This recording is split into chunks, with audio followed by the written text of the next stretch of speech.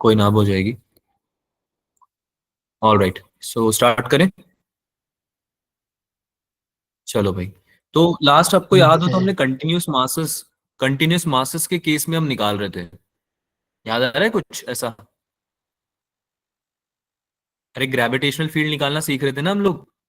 Yes yes sir. Sir. Yes sir. सुनाई दे रहा है ना? हाँ। तो कंटिन्यूस मासेस के केस में हमने सीख रहे थे, तो सबसे पहले रिंग पे सीखा था, है ना? रिंग पे कैसे निकालते हैं, याद आ रहा है? Yes sir. अरे यस लास्ट यस टॉपिक हमने किया था उसमें हमने रिंग पे सीखा था कि रिंग के केस में कैसे निकालेंगे, है ना? क्या चीज कैसे निकालेंगे? Gravitational field intensity, right? क्या फॉर्मूला होता था सर। रिंग का? क्या फॉर्मूला होता था रिंग का, कौन बताएगा? G M what was are the formula of upon ring? Are.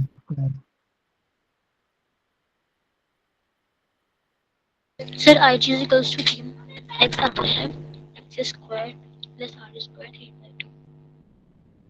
Very good. क्या फॉर्मूला था भाई? I G equals to G M X upon X square plus R square की पावर 3/2, यही था क्या? Yes sir. Yes sir. Yes sir. In the case of ring, आपका जो gravitational field है किसी पॉइंट पे आउटसाइड द रिंग ऑब्वियसली, क्योंकि अंदर की तरफ रिंग पे जो रिंग पढ़ रहे थे हम उसमें अंदर की तरफ सेंटर पे उसके, जैसे फॉर एन एग्जांपल कितना आ रहा था? आईजी 0 आ रहा था। Zero. Yes sir. Yes sir. Gravitational field intensity 0 आ रही थी ना भाई? Yes sir. याद आ रहा है ना? तो यस सर। तरफ 0 आ रही थी क्योंकि उसका जो डिस्टेंस है एक्स, जो डिस्टेंस लेते हैं हम रिंग से, वो 0 हो गया था सेंटर से। ठीक है, तो पूरा क्वांटिटी भी 0 हो जाएगा। तो यहां तक आपको मेरे ख्याल से समझ में आ चुका है ना? आगे चलते हैं, होलोस्फेयर की बात करते हैं। होलोस्फेयर है, अंदर मतलब कुछ कुछ नहीं है, मटेरियल नहीं है, ठीक है, सॉलिड मैटर नहीं है, हॉलो है स्फेयर बेसिकली। तो अगर एम मास है इसका स्फेयर का और आर रेडियस है इसकी स्फेयर की, तो इस केस में हमारा जो आईजी हो जाएगा, है ना, इंटेंसिटी जो हो जाएगी, ग्रेविटेशनल फील्ड इंटेंसिटी, वो क्या हो जाएगी?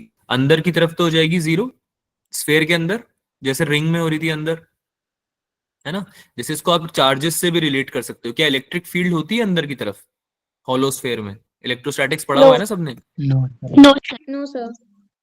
इलेक्ट्रिक फील्ड एग्जिस्ट एग्जिस्ट करती है क्या? तो हमने याद करो इलेक्ट्रिक फील्ड से ही तो रिलेट किया था इसको, ग्रेविटेशनल फील्ड इंटेंसिटी को। याद आ रहा है? लास्ट लेक्चर में बताया था, यस सर। है ना? यस। इलेक्ट्रिक फील्ड से तो क्या था, तो ग्रेविटेशनल फील्ड की अगर हम बात करें तो ग्रेविटेशनल फील्ड इंटेंसिटी भी 0 होनी चाहिए अंदर, है ना?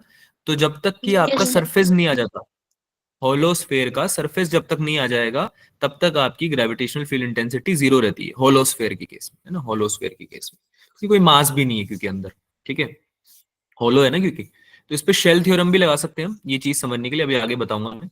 आई 0 होता है होलोस्फेयर के अंदर, आई यानी ग्रेविटेशनल फील्ड इंटेंसिटी। जैसे ही सरफेस पे आ जाओगे कितना हो जाएगा? GM upon R square. क्या हो जाएगा? Square. GM upon R square. इसमें आर क्या है? रेडियस ऑफ द स्फेयर, ठीक है, R is the radius of the sphere. और जैसे ही बाहर जाओगे स्फेयर के बाहर, तो भी जीएम अपॉन आर स्क्वायर रहेगा, लेकिन जो आर रहेगा वो क्या रहेगा? Distance between the centre and that point, जिस पॉइंट पे आप निकालना चाह रहे हो, ठीक है, जिस पॉइंट पे आप निकालना चाह रहे हो। क्या ये बात समझ में आती है? Yes sir. Yes sir. क्या ये फॉर्मूला आपको जाने पहचाने से नहीं लग रहा है? ऐसा नहीं लग रहा है इलेक्ट्रोस्टैटिक्स में पढ़ा हुआ है सेम चीज, बस वहां पे चार्ज यस था, सर। है ना? यहाँ पे ग्रेविटेशनल फील्ड है, वहां पे इलेक्ट्रिक फील्ड होती थी, बाकी सेम ही तो कॉन्सेप्ट होता सर था। वॉइस अंदर जीरो लैग होती हो थी, रही सरफेस आर स्क्वायर के सर ऊपर बाहर जो स्मॉल आपकी आर वॉइस डिस्टेंस लैग भी हो होगी। रही है। वॉइस लैग, अच्छा जी, करते हैं इसका भी कुछ प्रबंध, नेटवर्क चेंज करके देखते हैं, चलो।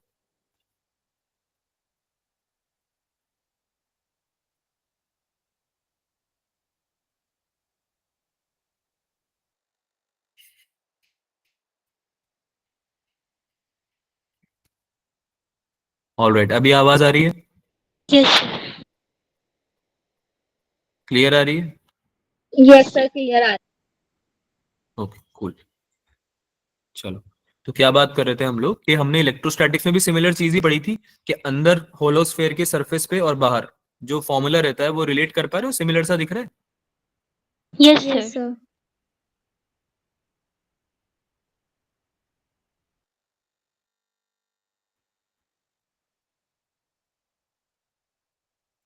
एम आई ऑडिबल बच्चों? Yes, sir. Yes, sir. तो आवाज आ रही नहीं आ रही है बेटा? हाँ ना तो बोल दिया करो, थम्स अप ही दे दिया करो, मुझे समझ में कैसे आएगा तुम्हें आ रही नहीं आ रही है, तो तुम बताओगे ना। ठीक है, आगे चलें। Yes, sir. Yes, sir. ठीक है, याद रखना है ये फॉर्मूला। ठीक है, अभी जो शेल थ्योरम की मैं बात कर रहा था उसको कैसे यूज कर सकते हैं। For external point shell behaves like a point charge at the centre.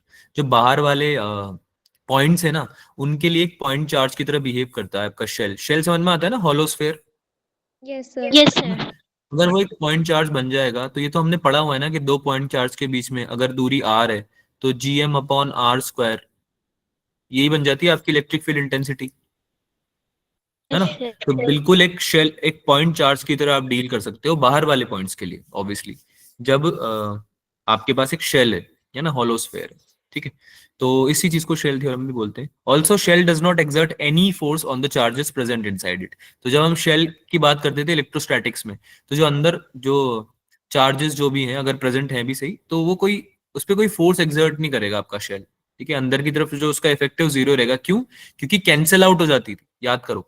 ऐसा नहीं है कि चार्जेस जो है वो इलेक्ट्रिक फील्ड क्रिएट नहीं कर रहे हैं, ऐसा है कि कैंसिल आउट हो जाती थी। क्या ये बात याद आ रही है Yes, कि जो sir. रीजन वो ये Yes. जो Yes. Net electric field zero अंदर जो होती थी, उसका रीजन क्या था कि इलेक्ट्रिक फील्ड जो थी, सिंस एक वेक्टर क्वांटिटी है, कैंसिल आउट हो जाती थी।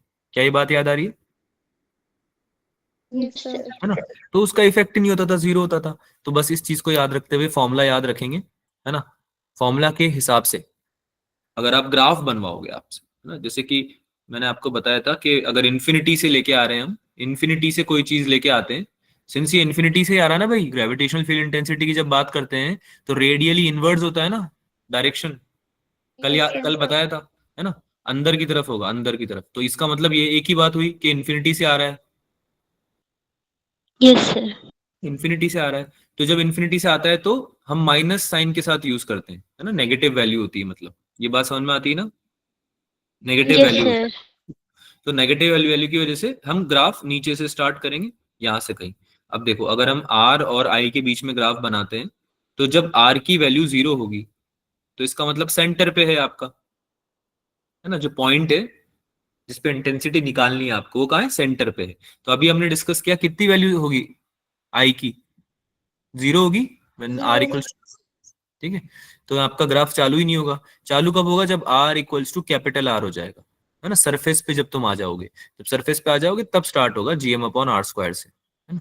माइनस इसलिए क्योंकि ऑब्वियसली इन्फिनिटी से आ रहा है ये, तो कोई माइनस gm/r² से तो ग्राफ बनना स्टार्ट होगा। फिर अब तुम लोगों को सबको दिख रहा है कि ये इनवर्सली प्रोपोर्शनल है क्या डिस्टेंस के स्क्वायर के? Yes, sir. Yes, sir. तो ये ग्राफ कुछ ऐसा बनेगा।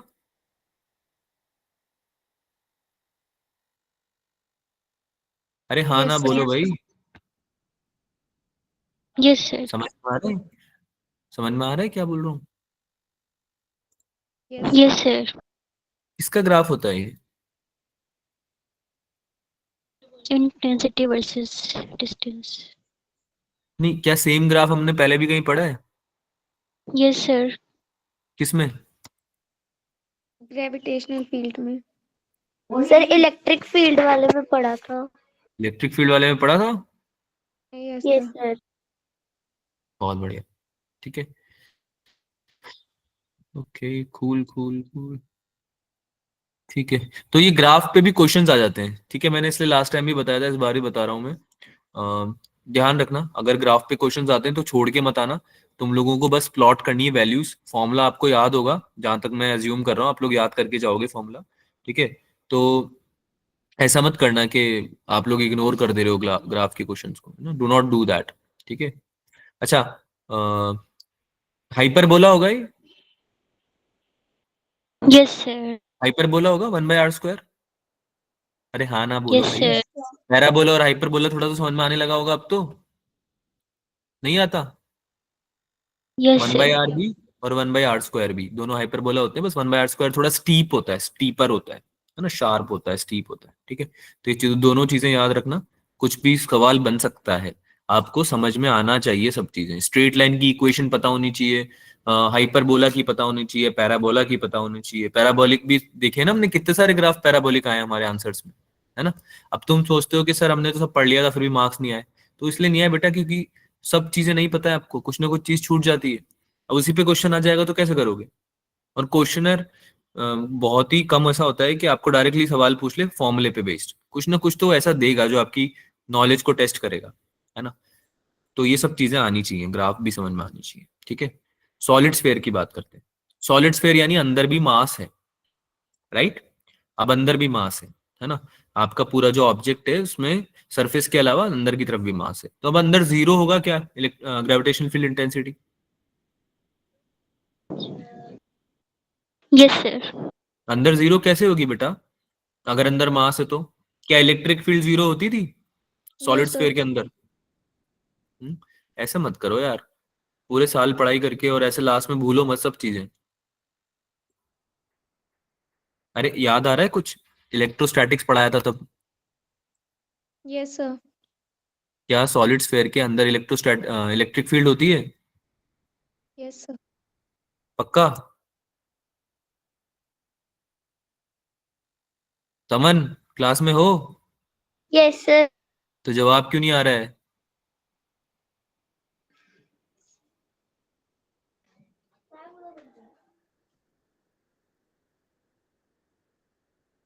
सर आ रहा है समझ। वो समझ आ रहा है। डिस्टर्बेंस है ना।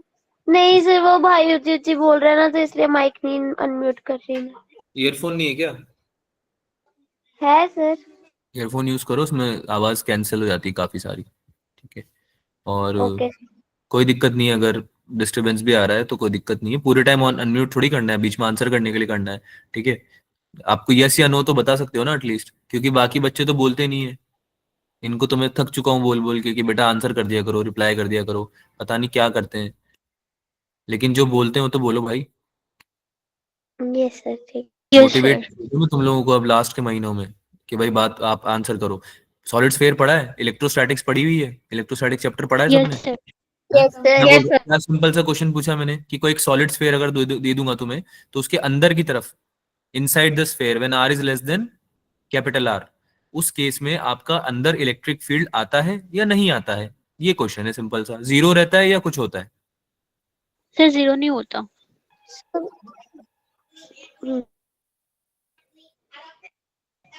अरे जीरो नहीं होता ना भाई, क्या कर रहे यस हो। सर नहीं। दो। क्या कर रहे हो बेटा, ऐसा मत करो, ऐसे मत करो। अगर ये चीजें भूल जाओगे तो कैसे काम चलेगा बेटा। अंदर की तरफ जीरो नहीं होता है, K Q R upon R cube होता है, याद आ रहा है। Yes sir. K Q R upon R cube, और स्फीयर सरफेस पे कितना होता है, K Q upon R square, yes capital sir. R. और बाहर की तरफ कितना होता है, K Q upon small R square, distance जितना भी उस हिसाब से चलता रहेगा। ऐसे ग्राफ यस बनता सर। था कुछ। यार क्या कर रहे हो बेटा, सब भूल जा रहे हो जीवन में तो। याद करो ऐसे कुछ ग्राफ बनता था क्या। पहले ऐसे स्ट्रेट लाइन बनती थी, फिर जैसे ही सरफेस पे पहुंचते थे वहां से ऐसे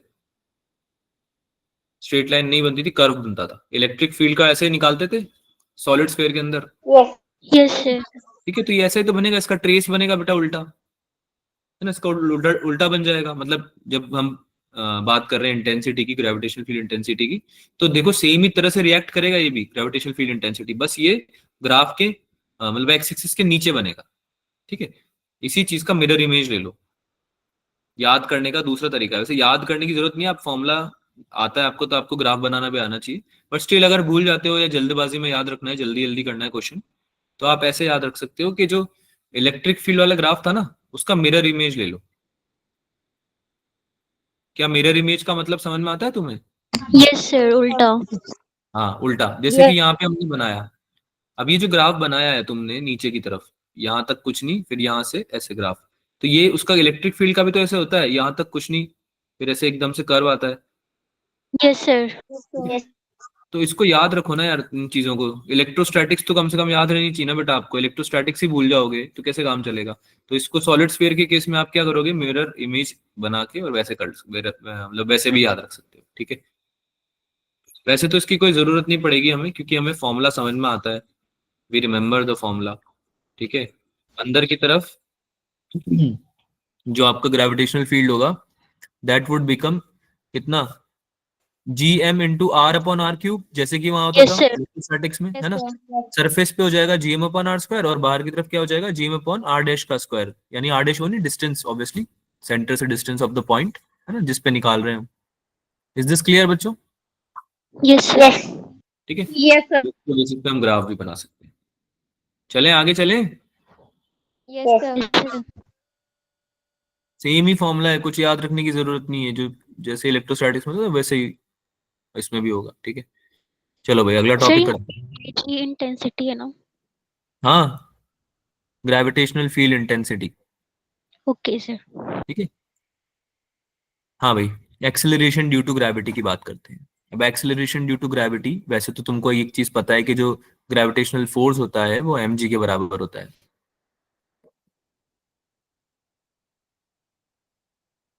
Yes. पता है?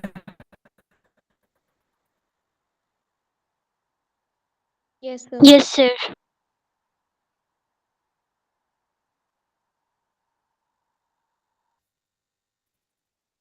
हम्म, आवाज लैग कर रही है मेरी। सर आपकी Yes, sir. लेग हो रही है फिर से। इंटरनेट भी।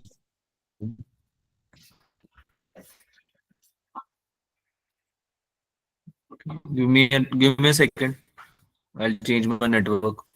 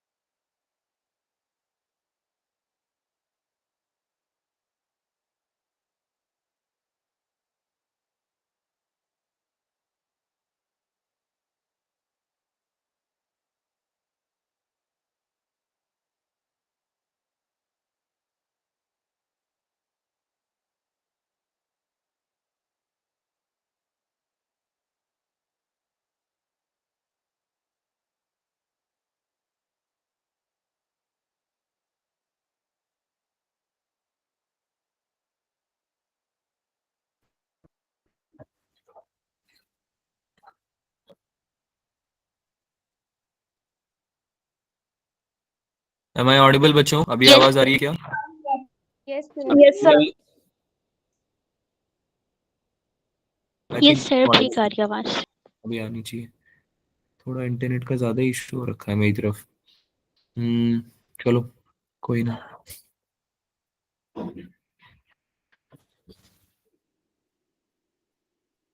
एक्सेलरेशन ड्यू टू ग्रेविटी पता है ना क्या होता है? Yes, sir. ठीक है, हमको ये पता है कि एक्सेलरेशन अगर हमें निकालना है तो हम फोर्स अपॉन मास करते हैं, बेसिक फॉर्मूला होता है ना? और ग्रेविटेशनल फोर्स की वैल्यू कितनी होती है, mg के बराबर होती है, राइट? Yes, sir. है ना। तो उसमें जो g होता है small g, that is only acceleration due to gravity. यानी कि किसी टेस्ट मास पे भी अगर आपको फॉर्मूला डिराइव करना है तो आप क्या बोलोगे कि if you divide the mass of that particle or object with the gravitational force, then you will get the acceleration of that particle under the influence of gravity. ठीक है, so the acceleration which a body experiences due to the attractive force of earth, ठीक है, या फिर कोई और planet भी for that matter, उसको बोलते हैं एक्सेलरेशन ड्यू टू ग्रेविटी। ठीक है, तो जो प्लैनेट है या जो अर्थ है, जैसे कि हमारा अभी समझे अगर हम, तो वो जो अट्रैक्टिव फोर्सेस लगा रहा है, उस फोर्स की वजह से जो एक्सेलरेशन हो रहा है उसको हम बोलते हैं स्मॉल जी, है ना।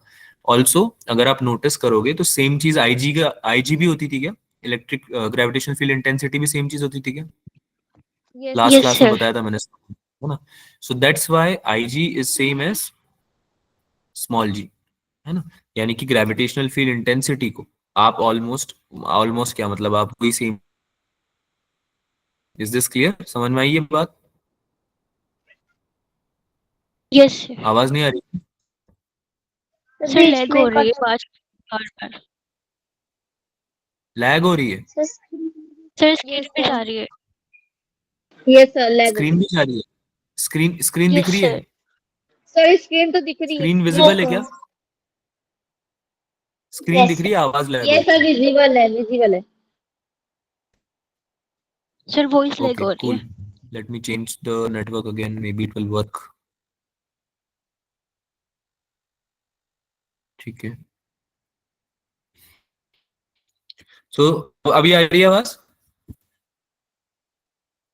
अभी आ रही है बच्चों? यस सर, आ रही Yes, sir. तो ग्रेविटेशनल फील्ड जो है वो बेसिकली क्या है? एक्सेलरेशन ड्यू टू ग्रेविटी ही है ना? The gravitational field of earth is basically the acceleration due to gravity. क्या ये बात समझ में आई? Lag हो रही है फिर से. लैग हो रही ऐसा होना तो नहीं चाहिए. वेट में चेंज करके देखता हूँ.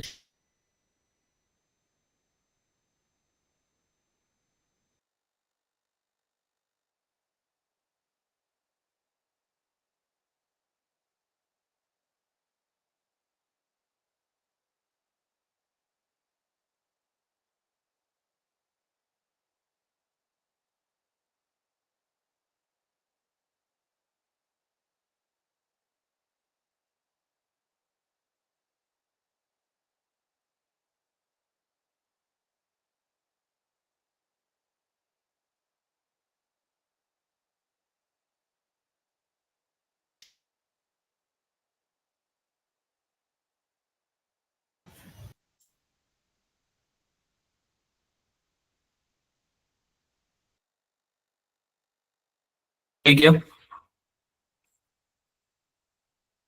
Am I yes sir. audible now? Yes sir.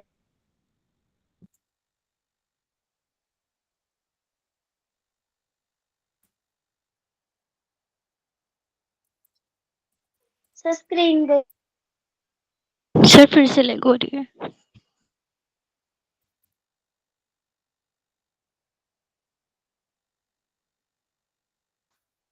Screen भी विजिबल नहीं है? सर अब Sir, बार-बार जा रही है screen. बार बार जा रही है. वेट. सर मेरी तरफ तो विजिबल। आपके पास विजिबल है, बाकी लोगों को नहीं दिख रही है क्या? सर अब दिख रही है। अभी दिख रही है? Yes sir. Alright, I got it, I got it, I got it. अभी 5 मिनट रुक जाओ. 5 मिनट में वापस से आई गेस नेटवर्क आ जाएंगे. तब तक अगर सुनाई दे रहा है तो पढ़ते हैं आगे. बोलो क्या बोलते हो? सर सुनाई दे रहा है, अब ठीक दे रहा दे रहा है सुनाई? है। Yes yes sir sir. ठीक है, तो कंटिन्यू करते हैं. फिलहाल तो जब तक आवाज आ रही तब तक तो करते हैं कंटिन्यू, है ना? तो क्या बोल रहा था मैं कि आपका जो ग्रेविटेशनल फील्ड इंटेंसिटी है वो बेसिकली क्या चीज है? एक्सेलरेशन ड्यू टू ग्रेविटी ही है. क्या ये बात समझ में आती है ना? दोनों ही हम फोर्स डिवाइडेड बाय मास इससे डिफाइन करते हैं, राइट? दोनों ही चीजों को इससे डिफाइन करते हैं ना, force divided by mass. Yes, sir. Yes sir. ठीक है. चैट में लिख देना अगर आवाज की दिक्कत आए ना, फिर से चैट में लिख देना. ठीक है,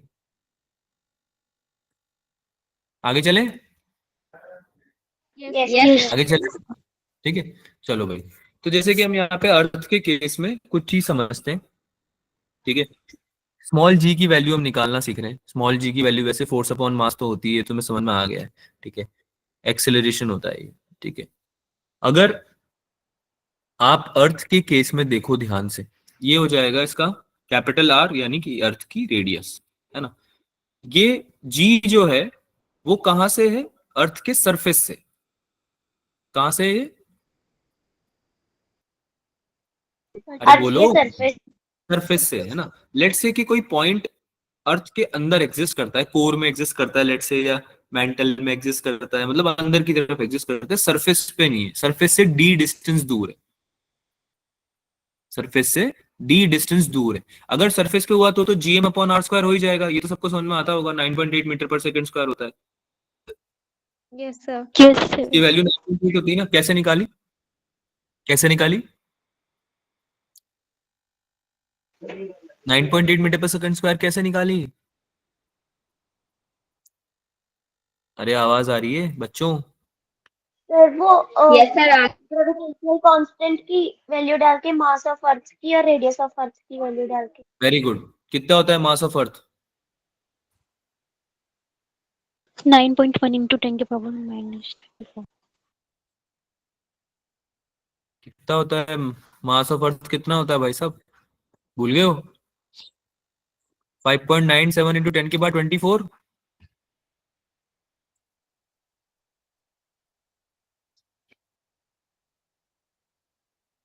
ये होता है क्या? मेरी आवाज यस चली सर। गई है फिर से। रेडियस ऑफ अर्थ कितना होता है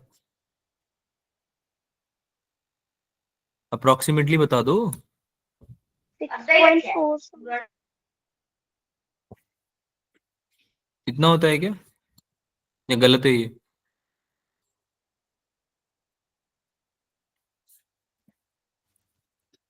बेटा आवाज आ रही है?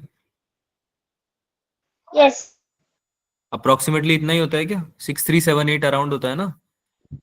यस 637। ठीक है, अप्रोक्सीमेटली इतना ही होता है। ठीक है, तो ये सब वैल्यूज पुट करी बेसिकली, और ये कैपिटल जी की वैल्यू तो यही आ जाता है, 9.8 आता है ना। पता होना चाहिए तुम लोगों को यार ये चीजें, तो 9 मतलब बचपन में ही पढ़ी होगी तुमने ये, है ना। चलो भाई, सरफेस पे ये हो गया। अब देखो, कुछ पॉइंट्स ऐसे ले रहे हैं जो कि सरफेस पे नहीं है, राइट। जैसे कि हमने ले लिया एक पॉइंट जो कि बाहर है, आर डैश डिस्टेंस दूर, और सरफेस से एच हाइट है उसकी। कूल। बस हाँ ना बोलो Yes. बेटा, हाँ नहीं बोलोगे ना, है ना। Yes so this is the, हाँ Yes. This is the distance of the point from earth का सेंटर। ठीक है, एक तो इस पे निकाल लेते हैं, इसको बोल देते हैं जी डैश। ठीक है, एक निकाल लेते हैं अंदर की तरफ, जो कि डी डिस्टेंस सरफेस से अंदर की तरफ दूर है। ठीक है, कूल। Yes. इसकी वजह से भी लगेगी कुछ ना कुछ expression due to Yes. Gravity, तो है ना। तो जो जी डैश की वैल्यू आएगी, क्या वो GM upon R dash square के बराबर आएगी? Yes sir. Yes, sir. याद करो, ग्रेविटेशनल फील्ड इंटेंसिटी का फॉर्मूला भी यही था। Yes. यही था क्या फॉर्मूला उसका भी? अभी पढ़ाया तो था थोड़ी देर पहले, Yes, sir. है ना। हाँ, तो GM upon R dash square आएगी। अब आर डैश की वैल्यू निकाल लो। आर डैश की वैल्यू कितनी हो जाएगी? What will be R dash? R plus H. देखो डायग्राम देख के बताओ, यही है क्या? Yes. यही तो है, सरफेस से एच एच डिस्टेंस ऊपर है ना वो, तो यहाँ पे प्लेस कर देंगे। This will become your formula. This will be your formula for the acceleration due to gravity at a point which is H distance above the earth surface. ठीक है, कूल है? Yes, yes sir. कूल है, ठीक है। जी dash की value similarly, जो हमने आई जी की वैल्यू पढ़ी थी अंदर की तरफ, जो इंटेंसिटी की वैल्यू पढ़ी थी अंदर की तरफ इनसाइड, वो यही वाला फॉर्मूला था क्या? G M R upon R cube, G M R upon R cube, right. अरे यही था ना। Sir Sir, yes, sir. Voice बेटा बोलो, हाँ ना बोलो। और आर की Yes, sir. वॉइस लैग हो रही सर है, स्क्रीन में नहीं दिख रही है। वॉइस लैग हो रही है, स्क्रीन में नहीं दिख रही है, क्या बात कर रहे हो? स्क्रीन तो दिखा देते तुम्हें, स्क्रीन तो फिर से दिखा देते।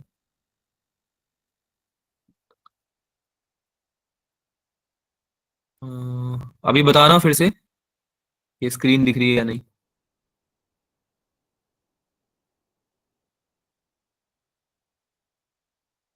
दिख रही है। दिख। दिख रही है? आवाज आ रही है? Yes, sir. Yes sir. Yes, आवाज आ रही sir. है? ठीक है, ऑल राइट। ठीक है, तो आपका जो ये स्मॉल आर का वैल्यू है, जो कि डी डिस्टेंस दूर है, जो हम इस फॉर्मूले में यूज कर रहे हैं ना, अंदर की तरफ जब हम निकाल रहे हैं एक्सेलरेशन ड्यू टू ग्रेविटी, तो इसकी वैल्यू कितनी हो जाएगी? आर माइनस डी हो जाएगी क्या? Yes. Yes, sir. दिख रहा है सबको? समझ में आती है ये चीज? Yes, sir. R minus D कैसे होगी, है ना। So this will be the acceleration due to gravity, है ना, inside a point of a sphere बोल लो या अर्थ बोल लो यहाँ के लिए। ठीक है, आगे चले। एच हाइट पे देखें, एच हाइट यस पे देखें सर। कितना आ रहा है ना। किसी एच हाइट पे अगर हम निकालते हैं, तो हमने अभी अभी फॉर्मूला निकाला, जैसे कि ये हो जाएगा G dash equals to G capital G into M upon R plus H का होल स्क्वायर। इसको हम ये भी लिख सकते हैं small g into R square upon R plus H का होल स्क्वायर। हमने क्या किया, बस हमने स्मॉल g की वैल्यू को यहाँ पे एडजस्ट कर दिया, G M upon R square यहाँ पे कैसे ना कैसे एडजस्ट कर दिया। क्या ये समझ में आया आपको? क्या ये समझ में आया? यस कैसे सर। कैसे किया, समझ में आया या करके दिखाऊं? सर आ गया समझ। है ना, ये है आर माइनस टी। ठीक है, तो कुछ नहीं किया, हमने ऊपर नीचे आर स्क्वायर से मल्टीप्लाई कर दिया। जब हमने ऐसा किया तो हमारा G M upon R square को हम क्या लिख रहे हैं, स्मॉल जी की टर्म्स में लिख रहे हैं। तो जी डैश यानी कोई पॉइंट जो कि एच हाइट पे है, उस पे जो ग्रेविटी होगी, ठीक है, वो होगी G multiply by R upon R plus H square के टाइम्स में। ठीक है, ये है आपका एक्चुअल फॉर्मूला। बिकॉज ये फॉर्मूला जब आप यूज करोगे ना, तो इसमें आप वैल्यूज पुट करके एनीवे जी की वैल्यू निकाल सकते हो। ठीक है, तो this is what you need to use. ठीक है, अगर एच हमारा बहुत ज्यादा छोटा हो आर से, आर के कंपैरिजन में एच अगर बहुत ज्यादा छोटा हो, तो क्या उसको नेग्लेक्ट भी कर सकते हो क्या तुम? यस। ठीक है, तो उस केस में आपका जी अप्रोक्सीमेटली वैल्यू दे देगा G dash equals to G into one minus two H upon R. ठीक है, one minus two H upon R, क्योंकि इसको हमने सॉल्व कैसे किया, हमने डिवाइड कर दिया एच को आर से। ठीक है, आर स्क्वायर से डिवाइड किया टोटल, तो ये ब्रैकेट के अंदर जाके क्या एच अपॉन आर का एक टर्म बन गया। एच अपॉन आर को हम क्या लिख रहे हैं, ऑलमोस्ट इस पे फॉर्मूला लगा रहे हैं वन प्लस एक्स की पावर एन वाला, जिसको कि हम लिखते हैं one plus N X. But then again you don't need to remember any of this. ठीक है, जो भी है ना, ये डेरिवेशन समझ लो या फिर इसका एक्सप्लेनेशन समझ लो, एक्सप्लेनेशन है ये। ठीक है, इस पे फोकस नहीं करना, फोकस किस पे करना है कि अप्रोक्सीमेट वैल्यू कितनी होती है इसकी, कितनी होती है भाई, G into one minus two H upon R. ठीक है, तो बायनोमियल एक्सपेंशन वगैरह लगाया है हमने इसमें, बट देन अगेन अभी आपको उस चीज में दिमाग नहीं लगाना है। You just need to remember the formula. अभी इतना टाइम नहीं है हमारे पास दैट वी कैन, है ना, discuss this in very detail.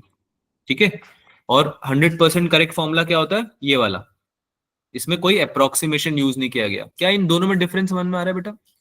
ये वाला अप्रोक्सीमेट है और ये यस वाला, सर। ये वाला क्या है, 100% करेक्ट फॉर्मूला। ठीक है, क्योंकि इसमें हमने अप्रोक्सीमेशन यूज नहीं किया है ना। सेकंड वाले को हम थोड़ा सिंपलर बनाने के चक्कर में हमने क्या किया, अप्रोक्सीमेशन यूज किया है। ठीक है, अप्रोक्सीमेशन क्या यूज किया है कि जो सरफेस के ऊपर जो एच हाइट है वो बहुत छोटी होगी रेडियस के कंपैरिजन में। Is this clear? Is this clear? Yes sir. So that will become G dash equals to G into one minus two H upon R. ऐसा हम जनरली तब लेते हैं जब हमारा एटमॉस्फेयर के अंदर अंदर होता है कोई ऑब्जेक्ट, जैसे कि आपका एयरप्लेन फ्लाई कर रहा है, वो फ्लाई कर रहा होगा कितना, 50 किलोमीटर, 60 किलोमीटर, जितना भी कर रहा होगा, मान लो 100 किलोमीटर। ठीक है, तो इतने से जो डिस्टेंस है वो 6400 किलोमीटर के आगे तो छोटी होगी ना, रेडियस यस के सर। कंपैरिजन छोटी होगी। तो फिर हम उसमें उस केस में हम क्या ले सकते हैं, अप्रोक्सीमेशंस ले सकते हैं। ठीक है, तो उसके लिए आगे चले। Yes yes. सर। तो यहाँ पे मैंने आपके लिए कुछ फॉर्मुलाज लिखे हैं। एच हाइट पे जैसे कि हमने अप्रोक्सीमेशन लेके G into one minus two H upon R निकाला है, हम डेप्थ डी पे भी निकाल सकते हैं। सरफेस पे तो सबको समझ में आ ही गया ये वाला फॉर्मूला, ये तो तुम पढ़ते हुए आ ही रहे हो बचपन से वैसे भी, है ना, 9.8। ठीक है, तो क्वेश्चन जो बनते हैं ना सरफेस पे, जरूरी नहीं सरफेस के लिए बनेंगे। एच हाइट ऊपर, ऊपर की तरफ, या डेप्थ डी, डेप्थ नीचे, नीचे मतलब सरफेस से नीचे, है ना, वहां भी तुमसे पूछ सकते हैं वैल्यू। ठीक है, तो मेरे ख्याल से अब आप निकाल पाओगे, क्योंकि आपको अंदर वाला फॉर्मूला भी पता है, सरफेस वाला भी पता है और बाहर वाला भी पता है, राइट? Yes sir. राइट, ठीक है। यस। अप्रोक्सीमेट वैल्यू अगर याद रखनी है तो वो ज्यादा काम आएगी, फॉर्म क्वेश्चन जनरली उस पे आते हैं। One minus two H upon R तो आपका हो गया एच हाइट पे, और डी डेप्थ पे हो गया G into one minus D upon R. और ये कैसे आया है, वही सेम हमने आर को क्या लिख दिया, आर माइनस डी लिख दिया, स्मॉल आर को रिप्लेस कर दिया आर माइनस डी से। ठीक है, और G M upon R square को जी से रिप्लेस कर दिया, G M upon R square को किससे, इसको क्या लिख दिया हमने, स्मॉल जी लिख सकते हैं। Yes sir. अरे यही तो होता है ना, स्मॉल जी की वैल्यू यही होती है ना, G M upon R square, यहाँ से लिखा तो है बेटा, है ना। तो इसको बस रिप्लेस करा है, उससे यह फॉर्मूला अपने आप डिराइव हो गए। ठीक है, so you can remember these formulas to solve the questions. Derivation समझना है, डेरिवेशन लिखा हुआ है मैंने दोनों जगह। ठीक है, और समझ में भी आ रहा है इजीली, लेकिन ज्यादा दिमाग मत लगाना डेरिवेशन पे। ठीक है, वो काम का नहीं है आपके। 11th तो तुम स्कूल में तो कंप्लीट कर चुके हो, तो उसमें स्कूल में तो आने वाला है नहीं है 12th में, है ना। और रही बात नीट की, तो तुमसे डेरिवेशन तो पूछने वाला नहीं है। राइट। अरे बात समझ में आती है, ठीक है। तो 11th के टॉपिक्स में डेरिवेशन का बहुत ज्यादा डेप्थ में जाने की जरूरत नहीं है, समझ में आना चाहिए अनडाउटेडली, लेकिन याद रखने की जरूरत नहीं है। Is this clear? Yes. ठीक है, yes sir. Cool. Rotation of earth, अगर अर्थ अपने एक्सिस के अबाउट रोटेट कर रही है तो आप उस केस में जी डैश, है ना, यानी कि जो एक्सेलरेशन टू ग्रेविटी है वो क्या लिख सकते हो, G minus R omega square को स्क्वायर थीटा। ठीक है, ओमेगा क्या होता है, angular velocity. Yes, yes sir. ठीक है, और ये टी क्या है, what is T? Time. Time पे। Time period. Yes sir. ठीक है, तो अब हमको पता है रोटेशन जो होता है वो टाइम कितना लेता है, एक दिन लेता है पूरा, 24 आवर्स, यस है ना। So this can be converted into seconds also, इस तरीके से, है ना, सेकंड्स में कन्वर्ट कर सकते हैं, right. Yes sir. Also theta is the latitude, theta is the latitude, और ये थीटा क्या है कि आपका जो ये इक्वेटर है इससे कितना एंगल बना रहा है, वो पॉइंट जहां से आपको निकालना है आपका एक्सेलरेशन ड्यू टू ग्रेविटी। तो इक्वेटर पे ऑब्वियसली थीटा 0 हो जाएगा, है ना। और cos 0 की वैल्यू कितनी होती है, 1 होती है क्या, यस 1। तो यहाँ पे इस फॉर्मूला में पुट करेंगे हम तो ये आ जाएगा, इक्वेटर पे जो ग्रेविटी होती है आपकी जीई वो होती है G minus R omega square at equator. ठीक है भाई। सर। हाँ, फिर एक बार बताना कि थीटा किसके बीच का एंगल होता है। ये तुम्हारी अर्थ है, ये तुम्हारा इक्वेटर है, ठीक है। तो जो हॉरिजॉन्टल लाइन पास करेगी इक्वेटर से, ठीक है, कोई एक्सिस पास कर रहा है इक्वेटर से, ठीक है, तो जिस पॉइंट पे आपको निकालना है अर्थ पे, ठीक है, जैसे मान लो ये पॉइंट ले लिया पॉइंट पी, तो ये कितना एंगल बना रहा है सेंटर के साथ में अर्थ के, इक्वेटर की एक्सिस से, उसको क्या बोलते हैं, थीटा। ठीक है, लैटिट्यूड भी बोलते हैं, यस है ना, लैटिट्यूड भी बोलते हैं। चलो आगे चले, एक यस सवाल, yes write the formula of acceleration due to gravity on surface of planets in terms of density. Density की टर्म्स में लिख दो जी की वैल्यू। डेंसिटी समझ में आता है, rho, rho. Yes sir. Yes, sir. बताओ क्या आंसर आएगा, सॉल्व करके बताओ।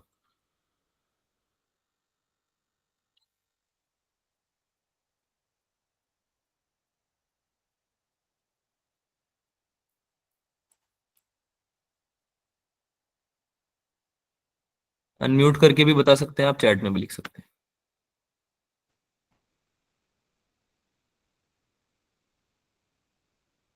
अमन का आंसर आ गया है भाई, बाकी लोग भी बताएंगे। 4/3 पाए, तो वो पी की जगह रो मतलब रो लिखा समझ है। गया मैं, रो इंटू जी आर, ठीक है, ओके।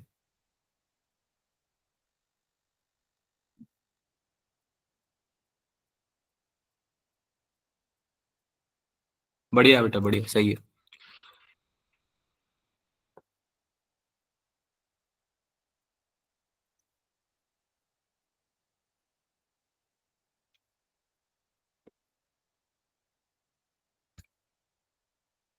4/3 पाए रो जी आर, सही है। आ गया सबका Yes, sir. आ गया. बेटा, इजी है, यस इजी है, आप ध्यान समझो ध्यान से। डेंसिटी की टर्म्स में निकालने क्यों मुश्किल लग रहा है आपको, आपको ये तो पता है ना कि फॉर्मूला होता क्या है, जीएम अपॉन आर स्क्वायर होता है, Yes, sir. यही होता है, सर। ठीक है। और डेंसिटी, डेंसिटी क्या होती है, मास पर यूनिट वॉल्यूम, बोलो हाँ या ना। Yes Yes, sir. Yes sir.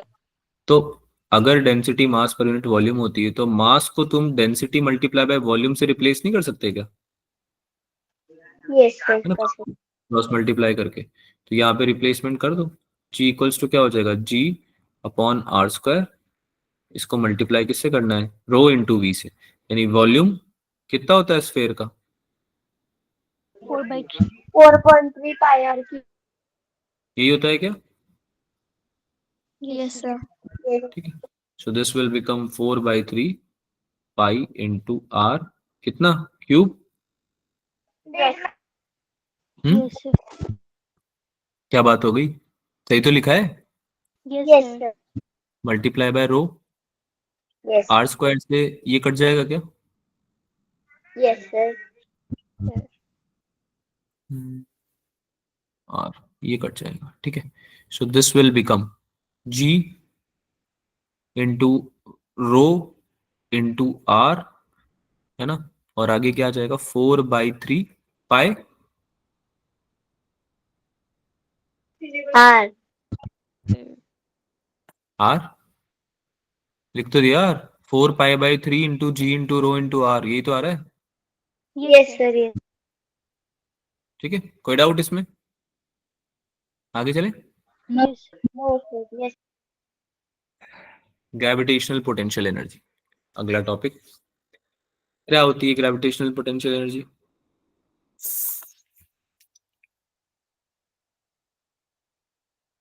What is gravitational potential energy? Sir, अगर हम किसी बॉडी को इंफिनिटी से अर्थ के सरफेस की तरफ लाते हैं तो जिसमें वर्क डन होता है वो जो एनर्जी में स्टोर होता है उसको बोलते हैं।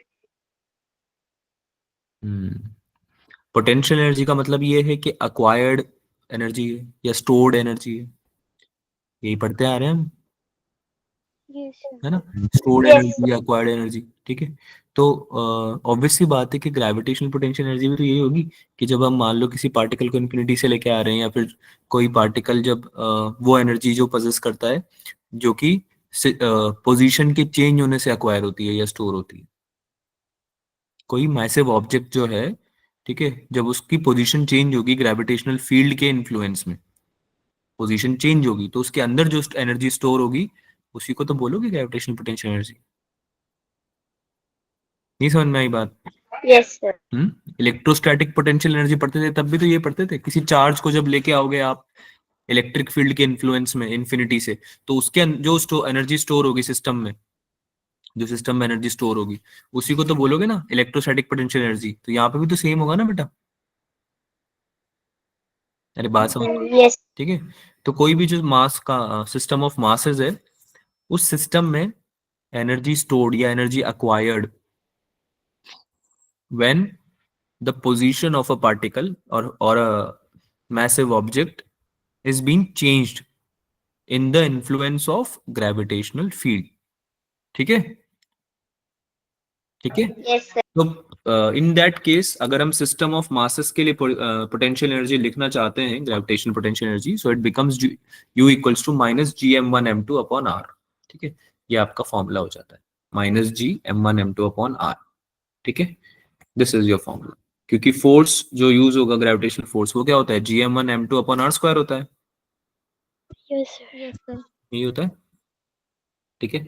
और पोटेंशियल भी तो ऐसे ही लिखते थे, इसको यस क्या करेंगे? डिवाइड कर देंगे ना भाई आर से, यस सर। अरे डिवाइड ही करेंगे ना आर से, यस सर। ठीक है ना, समझ में तो आ रहा है ना? इलेक्ट्रोस्टैटिक्स में तो सेम फॉर्मूला यूज करते थे बेटा, इलेक्ट्रोस्टैटिक में तो yes same sir. Formula use करते थे, है ना? Yes sir. क्या होता था इलेक्ट्रोस्टैटिक्स में फॉर्मूला? क्या फॉर्मूला होता था? Q/R, yes sir. ठीक है। चलो भाई आगे चलें। Yes sir. Okay cool. अच्छा, कंजर्वेटिव फोर्स होता है क्या gravity, gravitational force? Yes sir. ठीक है, इस बात को ध्यान रखना। और ये स्केलर क्वांटिटी होती है, यस।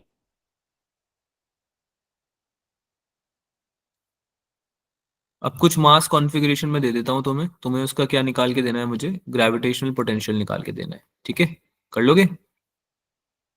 Yes sir. ठीक है कूल। दो मासेस का ले लेते हैं सबसे पहले। तो जैसे अगर मैंने दे दिया तुम्हें, ये मास है m, ये मास है m, और इनके बीच का डिस्टेंस है l, ठीक है। तो बताओ कितना हो जाएगा इस कॉन्फ़िगरेशन का जो पोटेंशियल एनर्जी होगा वो कितना हो जाएगा? सिस्टम का बता दो, U system potential energy of system कितना हो जाएगा? Minus G minus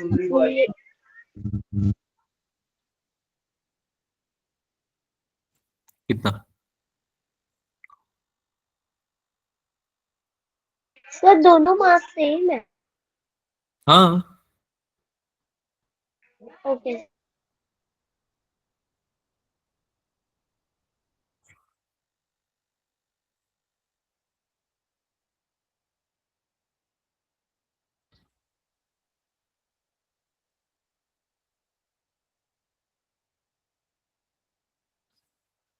minus G M square upon L, यही है क्या आंसर?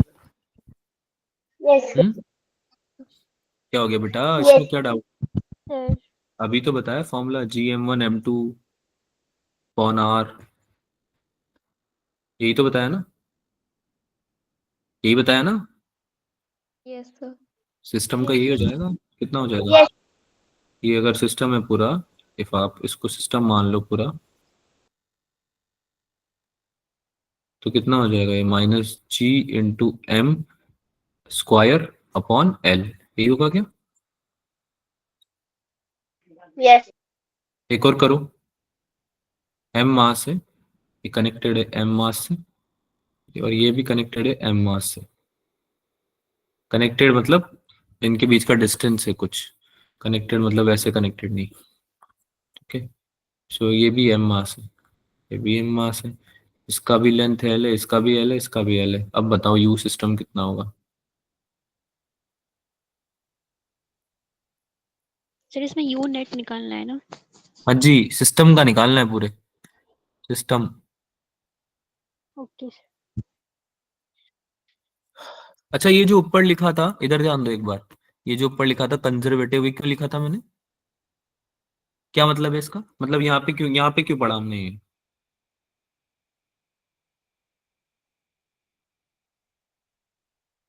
यहाँ पे क्यों बताया मैंने ये? ग्रेविटेशनल पोटेंशियल एनर्जी वो बताते पाथ हुए बताया। इंडिपेंडेंट हाँ, वो पाथ इंडिपेंडेंट है। कौन? क्या होता है पाथ इंडिपेंडेंट? वो डायरेक्शन पे डिपेंड करती है। डायरेक्शन पे डिपेंड करती है? क्या डायरेक्शन पे डिपेंड करती नहीं नहीं करती, है? नहीं करती? मतलब जो कौन पाथ नहीं क्रॉस करती? वो ये जो मतलब एक बॉडी को दूसरी बॉडी की तरफ ला रहे हैं, मतलब पर बेटा कौन नहीं करती? आप ये वो करे जा रहे हो रोहित शर्मा की तरह, मेरे को एक नाम बताओ ना। Sir force. फोर्स?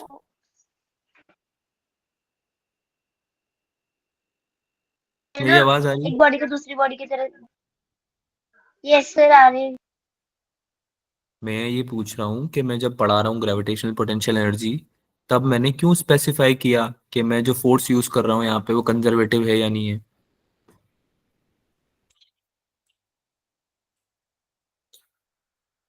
मेरी आवाज नहीं आ रही है? सवाल समझ में नहीं आया तुम्हें? आंसर नहीं पता। आंसर नहीं पता, ठीक है। किसी और को पता है? No sir. बेटा एक चीज बहुत बेसिक सी बचपन में भी पढ़ी थी और अभी भी पढ़ाई थी मैंने कुछ टाइम पहले भी, जो पोटेंशियल एनर्जी का कॉन्सेप्ट है ना, ये डिफाइन ही केवल कंजर्वेटिव फोर्सेस के लिए।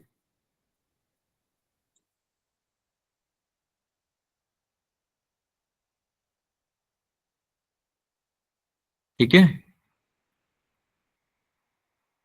Yes sir. Yes non conservative forces के लिए डिफाइन ही नहीं है कॉन्सेप्ट, है ना। पोटेंशियल एनर्जी एग्जिस्ट नहीं करती फॉर नॉन कंजर्वेटिव फोर्सेस। ठीक है, so we need to make sure ना कि पोटेंशियल एनर्जी हम जिस निकाल रहे हैं जिस सिस्टम की, जिस फोर्स की वजह से, वो फोर्स कंजर्वेटिव भी हो। ठीक है, तभी तो निकाल पाओगे, वरना तो एग्जिस्ट ही नहीं करेगी, निकाल नहीं पाओगे। बात समझ में आती है?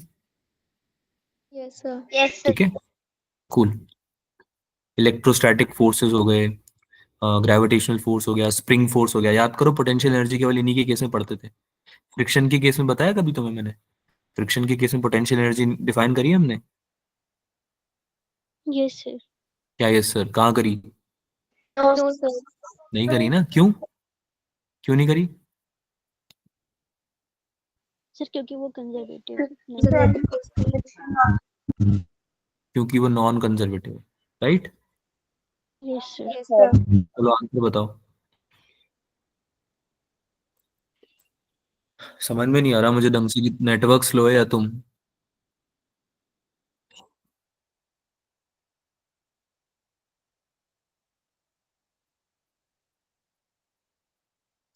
कितना आ रहा है? -2 GM, 2 GM² बाई L। अच्छा,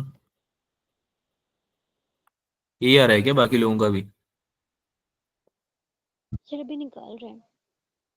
निकालो भाई निकालो। ओके, बढ़िया।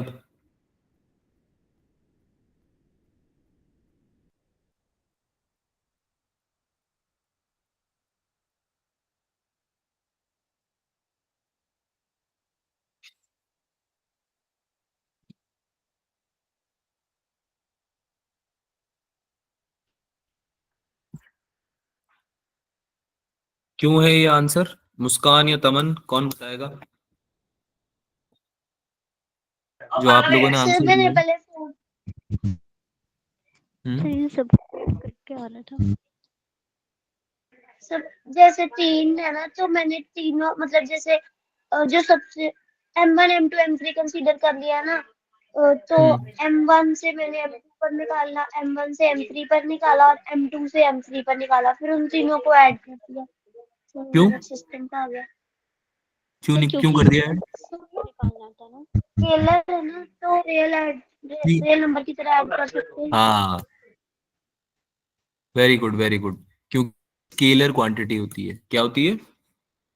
Scalar quantity, scalar quantity. है ना? स्केलर क्वांटिटी को आप ऐड कर सकते हो ऐसे डायरेक्टली, ठीक है। वेक्टर्स होते तो हमें रिजल्टेंट्स निकालने पड़ते, राइट? डायरेक्शन। डायरेक्शन कंसिडर करनी पड़ती, है ना? हाँ, तो यहाँ पे देखो, अगर हम इसको कंसिडर कर लें इन दो मासेस को, तो इसका जो U1 आएगा potential energy, that will be -GM² upon L, right? Same चीज इसकी आ जाएगी, है ना? और सेम चीज इसकी आ जाएगी, तो तीनों को ऐड ही तो करोगे। कितना हो यस जाएगा ये? 3 times -3 times GM² upon L, यही हो जाएगा आंसर। यस। क्योंकि बेसिक क्वेश्चन है, बहुत इजी, लेकिन कॉन्सेप्ट समझना जरूरी है, हमें पता होना चाहिए कि कब क्या चीज यूज करनी है, फिर डिफिकल्ट क्वेश्चंस भी हो जाते हैं। चलो आगे चलते हैं। Potential due to a point mass. अगर कोई पॉइंट मास है, अभी तक हम पढ़ रहे थे किसी ऑब्जेक्ट के लिए, अर्थ के लिए, है ना? अगर कोई पॉइंट मास है तो फिर कितना पोटेंशियल आएगा सिस्टम में, हम ये निकालते हैं, ठीक है। तो हमको पता है कि सिस्टम के केस में जो IG होता है वो फोर्स डिवाइडेड बाय टेस्ट मास, यही होता है क्या? यस। यही होता है क्या? टेस्ट मास पे कितना इंटेंसिटी है, ग्रेविटेशनल फील्ड इंटेंसिटी है, वो निकालने के लिए ये तरीका यूज करते हैं, फॉर्मूला यूज करते हैं। तो फोर्स की वैल्यू m0 × IG हो जाती है, ये भी हम पढ़ चुके हैं, राइट? है ना? तो यस। आपका, राइट, तो आपका अगर पोटेंशियल निकालना है किसी पॉइंट के लिए, किसी पॉइंट के लिए, तो आपका जो पूरे सिस्टम का पोटेंशियल एनर्जी है उसको डिवाइड ही तो करोगे आप m0 से। किसी पॉइंट पे निकाल रहे हैं, सिस्टम का नहीं निकाल रहे हैं, बात समझ में आ रही है? ये फाइंडिंग ऑन अ पॉइंट, है ना? किसी टेस्ट मास, किसी टेस्ट मास को कंसिडर करते हुए हम किसी पॉइंट पे निकाल रहे हैं, तो हम सिस्टम का जो टोटल पोटेंशियल एनर्जी है उसको डिवाइड करेंगे ना टेस्ट मास से, राइट? सो कितना आ जाएगा? पहले आ रहा था yes. -GM1 M2 upon R, यही था पहले फॉर्मूला, है ना? इसमें हम यस। M1 को ले लेते हैं M, और यस। M2 को ले रहे हैं, टेस्ट मास ले रहे हैं M0, तो अब हम M0 से डिवाइड कर देंगे, तो अब आपका कितना बचेगा? -GM अपॉन R बचेगा क्या? यस। ये बचेगा, ठीक है। तो किसी पॉइंट मास पे अगर पोटेंशियल एनर्जी निकालनी हो, पोटेंशियल निकालना हो, तो हम क्या फॉर्मूला यूज करेंगे? -GM अपॉन R, ठीक है। -GM M1 M2 upon R नहीं, क्योंकि सिस्टम के लिए है। ये बात समझ में आ रही है ना सबको? पॉइंट मास और सिस्टम में डिफरेंस समझ में आ रहा है ना?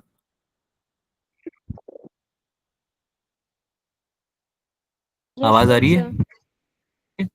Potential Yes, energy sir. नहीं निकाल रहे, पोटेंशियल एनर्जी नहीं निकाल रहे, पोटेंशियल निकाल रहे हैं, क्योंकि पोटेंशियल एनर्जी सिस्टम की होती है ना, पोटेंशियल एनर्जी तो सिस्टम की होती है, किसी एक पॉइंट पे तो पोटेंशियल होता है, राइट? Yes, sir. हम्म। पता नहीं नेटवर्क लैग हो रहा है या तुम लोग आंसर रिलेट कर रहे हो। आवाज आ रही clear? Yes, sir. Am I audible? Yes, sir. Yes, sir. Are screen दिख रही है? Yes. Yes, sir. चलो आगे चलते हैं। तो सेम तरीके से एक रिंग पे निकाल लेते हैं पोटेंशियल, ठीक है। सिंस हमें ये पता है कि आई जी की वैल्यू क्या थी, इंटेंसिटी की वैल्यू क्या थी रिंग के लिए, पता है ना, अभी थोड़ी देर पहले बताया था, लास्ट क्लास के एंड में बताया था, राइट? है ना? तो उससे निकल जाएगा आपका कितना आने वाला है पोटेंशियल, ठीक है, -gm/r। ये आपका आता है potential when x equals to 0, ठीक है। x इक्वल्स टू 0 पे आता है आपका -gm/r, और फॉर्मूला जो होता है इसका होता है -gm/√r² + x², ठीक है, क्योंकि यही डिस्टेंस होती है आपकी, जो स्मॉल r की डिस्टेंस होती है, ठीक है, यही डिस्टेंस होती है। तो अगर पोटेंशियल निकालना है किसी पॉइंट पे, तो आप इस फॉर्मूले को यूज कर सकते हो। अगर आपको x की वैल्यू 0 रखनी है, यानी कि आपको सेंटर -gm/r, और इसमें r क्या होगा, what would be r, radius Yes. होगा क्या? Yes, sir. Yes, sir. अगर हम x को इन्फिनिटी ले लेते हैं तो पोटेंशियल आपका 0 हो जाता है, ठीक है। अगर हम x को इन्फिनिटी ले लेंगे तो 1/∞ कितना होता है, 0 ही मानते हैं ना इसको हम, 1/∞ को 0 कंसिडर Yes, करते sir. हैं, ठीक है। So this is how you can find potential due to ring, this is your formula, you can remember this. Generally इसी पे सवाल बनता है, अगर x की वैल्यू 0 हो जाए तो कितना होता है पोटेंशियल, सेंटर पे पूछ रहे हैं मतलब, है ना। तो ये जनरली यही सवाल बनता है रिंग पे, -gm/r। याद रख सको तो याद रख लो, नहीं याद रख सको तो फॉर्मूला पूरा डिराइव करके निकाल लेना, है ना। बस ये केसेस याद रखना, दोनों इस पे क्वेश्चन बन जाते हैं। चलो आगे चलते हैं। अच्छा, इसके अलावा है ना, मैं पढ़ा नहीं रहा हूँ अभी, मैं बता देता हूँ फिर भी। रिंग के अलावा ना ये स्फेयर, होलोस्फेयर, ठीक है, प्लेट्स वगैरह, ये सब आपको करनी है कवर, सिलेंडर वगैरह, ठीक है। इन सब के फॉर्मूला याद रखने हैं, तो वो मैं अभी बता नहीं रहा हूँ क्योंकि कोई फायदा नहीं है उसका, वो आपको एनीवे मिल जाएगा मॉड्यूल वगैरह में भी, ठीक है। तो मैं वो 2-3 चीजें हैं जो आप पढ़ के जाना, ऐसा नहीं कि आप पोटेंशियल नहीं पढ़ के जाओ उनके। जैसे याद है मैंने याद करने के लिए बोला था मोमेंट ऑफ इनर्शिया, भी मोमेंट ऑफ इनर्शिया याद करने के लिए बोला था ना सबके लिए, एक सिलेंडर के लिए, स्फेयर के लिए, प्लेट्स के लिए, रिंग के Yes, लिए, sir. है ना। कुछ तो मैंने बता दिए थे, निकालना भी सिखाया था, और कुछ आपको याद रखने के लिए बोला था, ठीक है। तो वैसे ही इसमें भी कुछ और होते हैं एलिमेंट्स जिनके याद रखने हैं, कुछ और फिगर्स हैं जिनके याद रखने हैं, तो उनको याद रख लेना, कर लेना मतलब, ठीक है, लिख लेना कहीं पे। आगे चलते हैं, एस्केप वेलोसिटी की बात करते हैं। क्या होती है भाई एस्केप वेलोसिटी? तो वो वेलोसिटी जो कोई ऑब्जेक्ट को हमें देनी पड़ेगी उसको ग्रेविटेशनल फील्ड को ओवरकम करने के लिए बहुत स्पेस बढ़िया, में। Very good. So, if any object will be having a certain velocity so that it can escape the gravitational field of Earth, okay, or for that matter for any planet, that velocity could be termed as escape velocity, है ना। यानी कि अब ये कहाँ तक जाएगा, infinity तक जाएगा, वी कैन अज्यूम दैट कि ये इन्फिनिटी तक जाएगा, है ना। लेकिन वो वेलोसिटी उसको मिल गई है कि वो बाहर निकल सकता है एटमॉस्फेयर से, अर्थ के, है ना, या ग्रेविटेशनल फील्ड से बाहर निकल सकता है फॉर दैट मैटर, ठीक है। तो मिनिमम स्पीड होती है ये, मैक्सिमम नहीं होती, है ना, right. Minimum Yes, sir. Yes, sir. needed to escape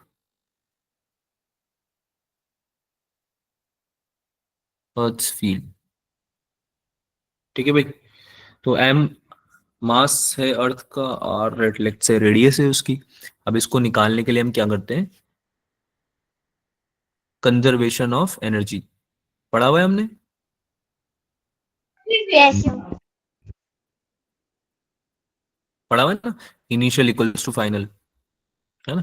तो इनिशियल निकाल लेते हैं, फाइनल निकाल लेते हैं। अब फाइनल तो जब वो निकल जाएगा मतलब इन्फिनिटी पे चला जाएगा, है ना, फाइनल तो यही हुई इसकी। जब इन्फिनिटी पे चला जाएगा तो उस केस में तो काइनेटिक एनर्जी भी उसकी जीरो हो जाएगी और पोटेंशियल एनर्जी भी जीरो हो जाएगी, ठीक है। लेकिन इनिशियली नहीं होगी, इनिशियली यानी जब सरफेस पे है वो, सरफेस से ही तो फेंकेंगे हम किसी ऑब्जेक्ट को, ये तो समझ में आती है ना सबको बात। अरे सरफेस से ही तो होगा ना, जैसे तुम्हारा जो रॉकेट वगैरह होता है जो एस्केप वेलोसिटी लेके फील्ड को एस्केप कर जाता है, तो जो उसकी वेलोसिटी को भी अगर आप कैलकुलेट करोगे रफली, तो भी आप उसको सरफेस से ही तो करोगे ना लॉन्च, अर्थ के। यस तो आपकी आपकी जो आर की वैल्यू होगी वो कैपिटल आर के बराबर होगी, रेडियस ऑफ अर्थ के बराबर, राइट राइट। Yes sir. ठीक है, तो यहाँ से हमने इसको लॉन्च किया with velocity of VE, escape velocity से लॉन्च किया इसको, ठीक है। तो काइनेटिक एनर्जी कितनी हो जाएगी, half M not P E square. चलो हाँ, एम नॉट तो पता है यस ना, जो ऑब्जेक्ट को फेंक रहे हैं, यस है ना। और ये कैपिटल एम क्या है, मास ऑफ अर्थ, मास ऑफ अर्थ। है ना, मास ऑफ अर्थ या मास ऑफ प्लैनेट, जिसकी भी बात हो रही है, यस ठीक है। So initially it will become gm1m2/r होता है पोटेंशियल एनर्जी, अभी भी पढ़ के आए हो तुम सिस्टम की, है ना। दो ऑब्जेक्ट्स की वजह से कितना बनेगा, तो this will become minus gm into M not upon R plus half M not P E square, और फाइनल तो जीरो हो ही जाएगा आप लोगों का। So that's how, because infinity तक जा रहा है तो वहां पे कोई फोर्स नहीं लग रहा है, ठीक है। रेस्ट पे आ जाएगा ना एकदम से इन्फिनिटी पे, तो अरे ये अज्यूम कर रहे हैं ना फाइनल तो इसकी जीरो हो जाएगी, रेस्ट पे आ जाएगा ये, यस सर। ठीक है। तो वहां पे पोटेंशियल भी जीरो हो जाएगा, काइनेटिक भी जीरो हो जाएगा, रेस्ट पे आ गए तो this will become half M not V E square equals to G into M not upon R. अब यहाँ से जो आपका टेस्ट मास ले लो, ऑब्जेक्ट ले लो, या जिसको भी लॉन्च कर रहे हो उसका मास कंसिडर कर लो, वो तो जीरो हो जाएगा। सो ओनली थिंग जिसके ऊपर डिपेंड करेगी ये escape velocity will be mass of the planet या mass of earth and radius of earth, ठीक है। क्योंकि जी तो कांस्टेंट होता है, कैपिटल जी, तो बोलो हाँ या ना, यस सर। है ना। Yes So sir. this will be approximately 11.2 kilometre पर सेकेंड अप्रोक्सीमेटली, अर्थ के लिए अगर हम निकालें तो। बाकी ये फॉर्मूला याद रखना, ये बहुत इंपॉर्टेंट है, √2 gm/r। इस पे क्वेश्चन भी आए थे मॉक टेस्ट में, नोटिस किया था, इस पे क्वेश्चन भी आए थे, यस सर। यस ठीक है। So it depends on mass and mass of अर्थ, है ना, and radius, right. Yes sir. Yes theoretical question भी बन जाते हैं इसमें, वो होता है ना स्टेटमेंट वाले, असर्शन रीजन वाले, वैसे भी बन जाते हैं, right. Minimum speed required by a particle so that it is escape the gravitational pull or gravitational field of the planet is called VE. The speed of the object should become zero only after reaching the infinity, otherwise it would be pulled back, ठीक है। Infinity तक जाके ही उसका zero होगा, otherwise वो जो gravitational pull है ना, वो उसको फिर से पुल, मतलब फिर से खींच लेगा एक तरह से, ठीक है। एस्केप नहीं होने देगा बेसिकली, ठीक है, एस्केप नहीं होने देगा ग्रेविटेशनल, ठीक है। Escape velocity for object at surface of planet, surface से फेंक रहे हो तो √2 gm/r, अगर किसी हाइट से फेंक रहे हो आप तो उसको कंसिडर करके then you can use that, ठीक है, उसको कंसिडर करके then you can use that. तो ये तो हम डिस्कस कर चुके हैं, इंडिपेंडेंट होता है ये मास ऑफ एस्केपिंग बॉडी पे, और इंडिपेंडेंट होता है एंगल प्रोजेक्शन पे भी, ठीक है। एंगल, जिस एंगल पे तुम प्रोजेक्ट कर रहे हो ना उसके भी इंडिपेंडेंट होगा। अरे कहीं थीटा आ रहा है क्या इसमें, नो सर। है ना, तो इंडिपेंडेंट होता है उस पर, ठीक है। अर्थ के लिए अगर हम निकालें तो 11.2 किलोमीटर पर सेकंड होता है, ये हमने कैसे निकाला, फॉर्मूले में हमने वैल्यूज रख दी, स्मॉल जी की वैल्यू रख दी, कैपिटल आर की वैल्यू रख दी, ठीक है भाई, ठीक है। Yes sir. Yes time period, what about time period, do you know anything about time period. So जो टाइम अर्थ को चाहिए होता है कि वन रेवोल्यूशन कंप्लीट करने के लिए, उसको बोलते हैं time। Time period will be the circumference of orbit divided by orbital speed। Yes sir ठीक है।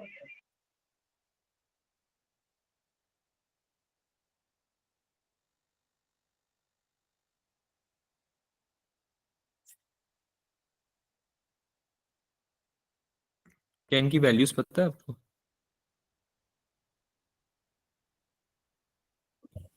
Yes. Circumference of orbit, let's say 2 pi r. Yes. अगर r रेडियस कंसिडर कर लें ऑर्बिट का तो, है ना, और स्पीड कितनी हो जाएगी, under root gm upon r. Yes, sir. Yes, sir. This will become your time period.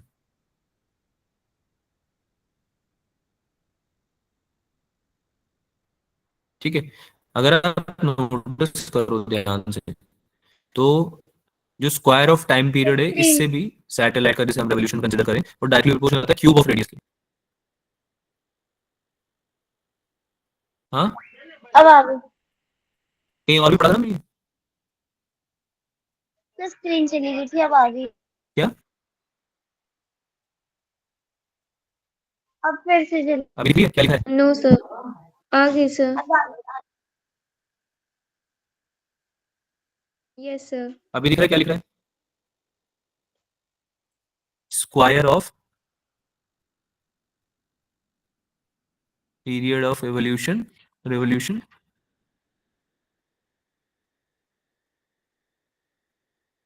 is directly proportional to directly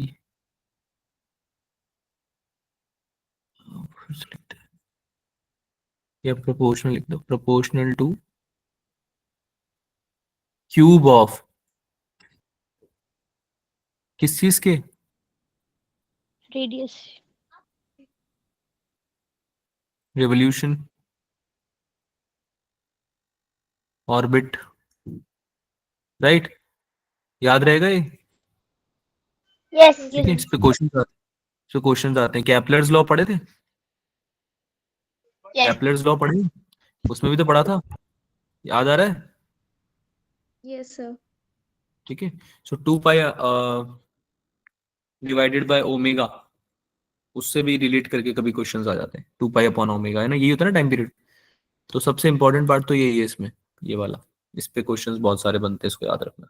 एक सवाल है जो कि मैं आपको दे रहा हूँ ग्रह कार्य में, बोले तो होमवर्क कर लेना. एस्केप वेलोसिटी के ऊपर ये हो जाएगा आई गेस. एक ही सवाल दे रहा हूँ, हो जाएगा ना? Yes. सर. ठीक है, करना जरूर. ठीक है, इसको यहीं समाप्त करते हैं. अगर टाइम मिले तो इसके कुछ क्वेश्चन सॉल्व कर लेना. ठीक है, PYQs के स्पेसिफिकली फर्स्ट प्रायोरिटी इसको देना. अगर टाइम मिले दूसरा तो आप DPP भी कर सकते हो. ठीक है, फर्स्ट प्रायोरिटी PYQs को देना, दिस इज मोर इम्पोर्टेंट. ठीक है, PYQ करना ज्यादा इंपॉर्टेंट है. चलो बाय बाय. बाकी किसी को डाउट है तो कोई पूछ सकता है, एल्स यू कैन लीव. अच्छे से देना टेस्ट, ऑल द बेस्ट. मिलते हैं अगली क्लास में. Bye sir. Bye, good night.